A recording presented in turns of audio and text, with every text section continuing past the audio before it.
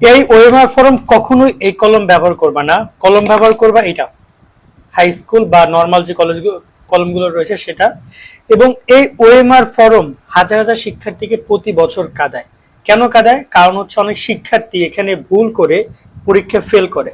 আজকে আমরা তোমাদেরকে সৃজনশীল, এটাকে বলা হয় সৃজনশীল, এই অংশটুকু তোমাদের ভরাট করতে হবে, আবার এমসিকিউ এর এই অংশটুকু এবং এগুলো ভরাট করতে হবে তোমাদেরকে। আমরা একজন স্টুডেন্ট হিসেবে যেভাবে দরকার আমরা সেটা তোমাদেরকে একদম পূরণ করে দেখিয়ে দিচ্ছি একটা এডমিট কার্ড দেখে দেখে।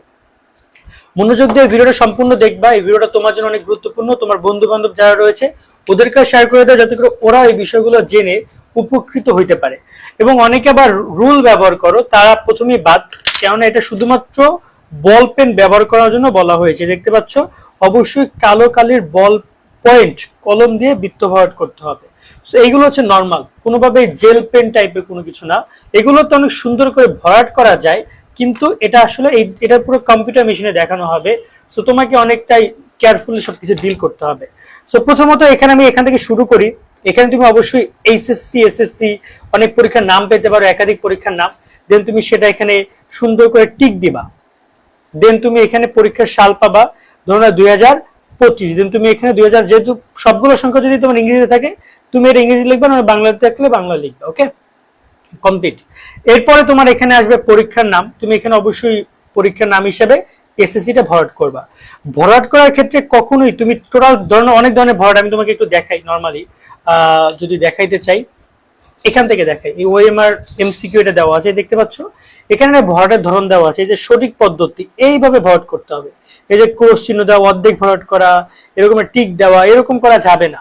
এগুলো ভুল পদ্ধতি বলে এখানে অবহিত করা আছে। সেক্ষেত্রে তুমি সঠিক পদ্ধতিতে যেটা ভরাট করা একদম গোল করে ভরাট করবা, ঠিক আছে। এরপরে তুমি সবসময়ের জন্য ওএমআর ফর্ম রোল নাম্বার এই পাশ থেকে লিখবা, রেজিস্ট্রেশন নম্বর লিখবা। সবসময়ের জন্য বাম পাশ থেকে লেখা শুরু করবা। ডান পাশ থেকে লিখলে হয় কি, আমার হাতের কি লিখেছে আমি কিন্তু দেখতে পাচ্ছি না, হাতের এইখানে অন্ধকার পড়ে যাচ্ছে বা হাতের ভিতরে পড়ে যাচ্ছে। তা আমি সবসময়ের জন্য বাম পাশ থেকে লিখবো, যাতে করে আমি দেখতে পাই আমি কি লিখবো। ধরো না যে আমার স্টুডেন্টের রোল নাম্বারটা হচ্ছে, ধরো না যে 420156।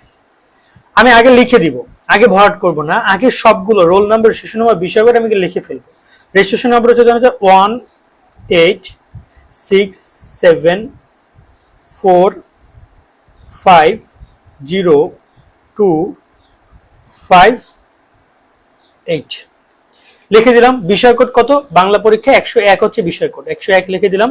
অতিরিক্ত উত্তরপত্রের সংখ্যাটা তো আমার এই মুহূর্তে আমি জানা নেই, এটা সবার শেষে জানবো। এটা নিয়ে আমি কথা বলবো এবং কক্ষ পরিদর্শনের স্বাক্ষর নিয়ে আমরা শেষে আলোচনা করব। দেন আমি এবার ভরাট করা শুরু করব। আমার ভরাটের ক্ষেত্রে আমি চেষ্টা করবো, এখানে 4 আছে, এখানে কোথায় 4 আছে, এই 4 সিরিয়ালের এই প্রথম 4টা আমি এখানে ভরাট করবো এবং সুন্দর করে ভরাট করে দিব। একইভাবে আমি এখানে 2 আছে, 2 ভরাট করবো। এখন দেখো কোনো কারণে আমি ভুলবশত এখানে বলেছে আমাকে 0 ভরাট করতে, কিন্তু আমি ভুলবশত 0 ভরাট করছি। ধরো এইটুকু করার পর আরে আল্লাহ, আমি তো এখানে 1 ভরাট করে ফেলছি, আমি তো এখানে 0 ভরাট করি নাই। সেক্ষেত্রে এটা এভাবেই রেখে দাও, রেখে দিয়ে তুমি পাশেরটা সুন্দর করে ভরাট করো, তাহলে হয়ে গেল। এটা নিয়ে প্যারা নেই, বা তুমি চাইলে এটা পরিপূর্ণ করে দিতে পারো। এটা তুমি পরিপূর্ণ করে দিতে পারো, কোনো প্যারা নাই। তোমার জিনিসটাকে এই যে উপরে 0 লেখা আছে এবং এখানে তুমি 0 ভরাট করেছো, 0 এবং 0 এটাকে তারা কাউন্ট করবে। এই যে 1 ভরাট করেছে এটা কাউন্ট করবে না তারা। ওকে, দেন 1 আসছে, আমি 1 ভরাট করব। দেন তোমার এখানে 5 আসছে, আমি 5 ভরাট করব। আবার কোনো কারণে অনেক শিক্ষার্থী দেখা যায় যে 6 আসছে, তুমি 7 ভরাট করে ফেলেছো ভুলে।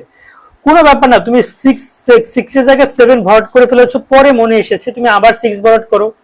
এক্ষেত্রে তোমার উপরে যেটা আছে সেটা তোমার মূল জায়গায় ভরাট আছে কিনা এটা ইম্পর্টেন্ট। আশা করি তোমরা পুরো বিষয়টা বুঝতে পারছো যে এখানে কাজটা কোথায়। ওকে, আবার অনেকে দেখা যায় এরকম কাটাকাটি করো, ক্রস দাও, অনেকগুলো ক্রস দেখা দেখি না, খাতা এগুলো কিচ্ছু করা যাবে না, এটা পুরো কম্পিউটার দেখা হবে। তো তোমাকে নিট অ্যান্ড ক্লিয়ার থাকতে হবে এই জায়গাটাতে। দেন আমরা যদি পরে কথা বলি রেজিস্ট্রেশন নম্বর, এখানেও তুমি সুন্দর করে অন আছে, অন ভোট করো। এটা খুবই সাবধানতার সহিত ভোট করবো, কোনো প্যারা নেই যে আমি এইটা সেট ভোট করলাম। অনেক সময় দেখা যায় আপসা ভোট করে রেখে যাও, কারণ সামনে তোমার দ্রুত প্রশ্ন আসতেছে। আরে না রে ভাই, এইটা আগে তুমি চাইলে প্রশ্নে 5 মিনিট একটা প্রশ্ন ছোট করে লিখলে তোমার টাইমটা মেকআপ হবে, কিন্তু তুমি যদি এখানে ভুল করো তোমার কিন্তু ওভারঅল রেজাল্টে ফেল আসবে। সো তুমি কেন সেটা করবা? সেই বিষয়গুলোর প্রতি খেয়াল রাখবা। আমি এখানে সুন্দর করে ভরাট করতেছি, এবং এই সময় ভরাট করার সময় আমরা অনেক সময় বন্ধু বান্ধবের দিকে তাকাই, উমুকও ডাক দেয়, তুই তোর প্রিপারেশন কেমন, এটা ওটা ঠাট্টা মস্করা করে। এইগুলো ভরাট করার সময় এগুলো করা যাবে না। খুব মনোযোগ দিয়ে ভরাট করবা। কেউ ডাকলো তাকাবাও না ফিরা, যে তুই মইরা যা ভাই, তা আমি তাকাইতেছি না, যদি মইরা যাস তারপরে আমি এটা ভরাট করে দেন আমি তোর সাথে দেখা করতেছি। সো ব্যাপারটা ঠিক এরকম ভাবে সুন্দর করে তুমি ভরাট করবা। তো দেখতে পাচ্ছ আমি কিন্তু ভরাট করে দিলাম। ভরাট করার শেষে দেন তুমি এখানে 101 যেটা রয়েছে বিষয় কোডটা কিন্তু লিখতে হবে। বিষয় কোড যদি তুমি না লেখো তোমার কিন্তু ফেল আসতে পারে। 5টা কারণে তোমার পরীক্ষায় ফেল আসতে পারে ওএমআর সম্পর্কিত কারণে। সেই ভুলগুলো নিয়ে আমাদের ভিডিও করা আছে, চাইলে তোমরা দেখতে পারো। দেখতে পাচ্ছ আমি এই যে সুন্দর করে ভরাট করলাম, এটা হচ্ছে ভরাট করার নিয়ম। আর ভুল ভরাট করলে তোমরা এরকম ভাবে ম্যানেজ করবে এটাকে। আর অতিরিক্ত উত্তরপত্র তুমি শেষে কতগুলো অতিরিক্ত উত্তরপত্র মানে লুটশিট নিয়েছো সেটা তুমি বসাও। যেমন আমি নিয়েছি ধরুন আছে 2টা, আমি এখানে 02 লিখে দিলাম, তো আমি এখানে 0 লিখে দিলাম, এরপর আমি এখানে 2 লিখে দিলাম, 2 ভরাট করে দিলাম, ব্যাস আমার কাজ শেষ। এবার সবার শেষে আরেকটা কাজ রয়েছে বাকি, 2টা কাজ বাকি রয়েছে। এইখানে এই যে দেখতে পাচ্ছ একটা ঘর, এখানে দেখতে পাচ্ছ এই এমসিকিউ এর মতো একটা কিন্তু নাম্বার রয়েছে, এই যে 1 8 3 4, এই নাম্বারটা এখানেও তোমাদের থাকবে, সেটা হাজিরের কাছে তোমাদেরকে লিখে দিতে হবে, সেখানে স্বাক্ষর দিতে হবে। এবং এই যে দেখতে পাচ্ছ এখানে কিন্তু পরিদর্শক স্বাক্ষর দিবে, যে কক্ষ পরিদর্শক স্বাক্ষর। এই যে দেখতে পাচ্ছ এখানে লেখা আছে বিদ্যুৎ কোনো প্রকার সিলমোহর ব্যবহার করা যাবে না। এই জায়গাটা তুমি কোনো কিছু করবে না, এই জায়গাটা কি করবে, শিক্ষক সিগনেচার দিবে, শিক্ষক এই জায়গাটা সিগনেচার দিবে। এবং এখানে একটা রেখা দেখতে পাচ্ছ তোমরা, এই যে রেখাটা, এই রেখাটা তুমি এই অনুযায়ী তুমি এটা ছিঁড়ে ফেলবা। এখানে রেখা রয়েছে, রেখা অনুযায়ী তুমি এটা কি করবা, ছিঁড়ে তুমি এই অংশটুকু রেখে দিবা, রেখে তুমি তোমার টিচারকে দিয়ে দিবা। আবার কেউ বাড়ি নিয়ে এসো না, এটা পুরো টিচারকে দিয়ে দিবা। আর এইটা থাকবে খাতার সাথে, এই যে সাদা অংশ এবং এইটুকু খাতার সাথে থাকবে। এখানে তোমার কোনো কাজ নাই, এইটুকু ছিঁড়ে তুমি টিচারকে দিয়ে দিবা। এখানে এমন ভাবে করা থাকে, যেমন আমরা প্যাড খাতা দেখি না, বা একটা খাতা যেমন দেখি যে কেমন যেন একটু স্টিকার করা থাকে, টান দিলে ছেড়ে যায়, সেরকম করা থাকবে। এবং তুমি এটা টিচারকে জমা দিবে, এইটুকু অংশটুকু। ওকে, টিচার জন্য সিগনেচার করে, স্বাক্ষর জন্য দেয়, তারিখ জন্য দেয়, সবকিছুর জন্য ঠিকঠাক মতো দেয়, সেটা দিকে তোমাকে খেয়াল রাখতে হবে। গেল সিকিউ এর পার্ট। এমসিকিউ পার্ট নিয়ে যদি কথা বলি, এমসিকিউ এর রোল নাম্বার এবং রেজিস্ট্রেশন নম্বর আমরা এখানে যেভাবে পূরণ করেছি, roll number registration number same, তাই আমরা এখানে আর এক্সট্রা ভাবে পূরণ করছি না। এবং বিষয় কোডও সেম, এখানে শুধুমাত্র পরিবর্তন হবে সেট কোড। দেখো একটা প্রশ্ন যখন তুমি পাবা তখন একটা এমসিকিউ 4টা সেট থাকে, ক খ গ ঘ।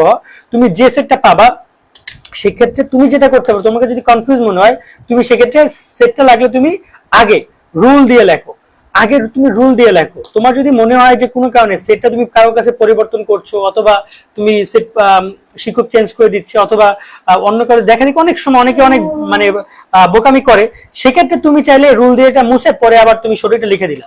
যেমন আমি এখানে লিখছি ক, পরে আমার কাছে আবার ধরুন আমি কারোর কাছ থেকে খ নিয়ে নিলাম, ঠিক আছে, এই যে খ লিখে আমি খটা এবার ভরাট করে দিব। এখানে মেন কথা যে সেট কোড যদি তুমি বৃত্ত বরাবর পারফেক্টলি না করো দেন কিন্তু তোমার মানে ফেল আসবে। এবং তুমি যদি লেখো ভরাট না করো ফেল আসবে, তুমি যদি দুইটাই না করো, ভরাট করলে না লিখলাও না, তাও তোমার ফেল আসবে। এই যে এখানে নির্দেশনা বলে দিয়েছে, সেট কোড না লিখলে বৃত্ত বরাট না করলে তোমার ফেল আসবে। আরো বেশ কিছু নির্দেশনা এখানে রয়েছে। কোনো অবঞ্চিত দাগ এখানে দেওয়া যাবে না। এই যে পুরো উত্তরপত্রে কোনো প্রকার অবঞ্চিত দাগ তোমরা দিবে না, মানে কোনো এক্সট্রা দাগ, যে দাগগুলো দিলে ওএমআরটা নষ্ট হয়ে যাবে, এই যে আমি দাগ দিয়েছি এটা কিন্তু দেওয়া যাবে না, এরকমের কোনো দাগ দেওয়া যাবে না, যাতে করে তোমার এই জিনিসটা নষ্ট না হয়, ঠিক আছে। দেন এখানে কিন্তু একটা নাম্বার পাইছো, এই নাম্বারটা তুমি এমসিকিউ এর যে বিষয়টা রয়েছে সেখানে দিবা। এখানে এসএসসি তে তুমি টিক দিবা, এখানে 25 লিখে দিবা। ওকে, ধরুন যে আমি আপত্তি 1 ছিল তো আমি এটা 5 লিখে দিলাম, 25 লিখে দিলাম। দেন এরপরে রয়েছে আমার এখানে উত্তরপত্র। এই উত্তরপত্রের ক্ষেত্রে সবসময় জন্য আমি একটা ফিল আপ করবো, অনেক সময় দেখা যায় আমি একাধিক ফিল আপ করি। ধরুন যে আমি এখানে গ লিখেছি, হঠাৎ করে আমার বন্ধু বললো কি দোস্ত 6 নম্বরে গ হবে না, 6 নম্বরে হবে ক। যখন তুমি ওর এই কথাটা শুনবা বা যখন তুমি ডাবল ভরাট করবা তখন কিন্তু এই জিনিসটা কাটা যাবে এবং তুমি এখানে মার্কটা পাবা না। কেন, দেখো একটা 4টা অপশন যদি তুমি 2টা ভরাট করো তাহলে সবাই তো 2টা করে অপশন ভরাট করবে, যদি মার্ক দিতই তারা। সেই জিনিসটা তুমি এমনিতেই বাদ দিয়ে তারপর তুমি ক্যালকুলেট করো, ডাবল ভরাট করতে যাবা না। হ্যাঁ ভুল করেছো তাহলে ওটা ওভাবে রেখে দাও। অনেকে বলতে পারবে ভুল করেছি তারপর আমি আমার শরীরকে আবার ভরাট করেছি, আমি যেহেতু জানি, সেক্ষেত্রে তুমি করতে পারো, বাট মার্ক না পাওয়ার সম্ভাবনা সবচেয়ে বেশি।